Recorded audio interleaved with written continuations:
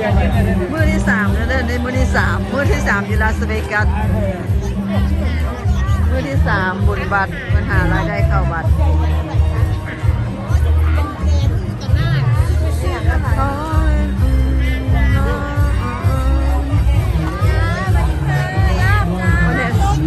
ลาบต้มเปื่อยบุญบัตรมื้อนี้บุญบัตร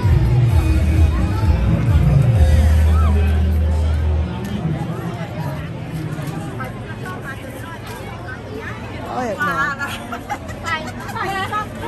คนเดียวคนเดียวมันมีไส้อยู่เจ้าส้มมีไส้อยู่ต้มที่ดีเลย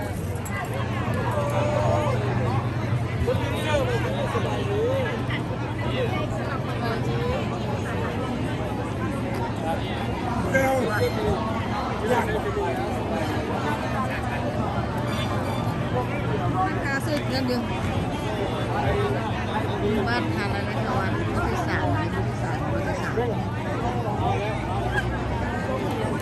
ก็มีเพลงเขาเขาบอกเพลง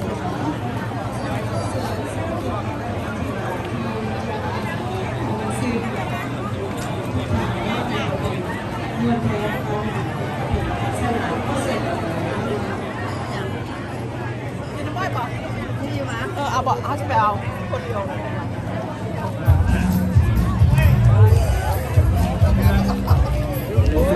ยูเชื่อมกันยูไม่เป็น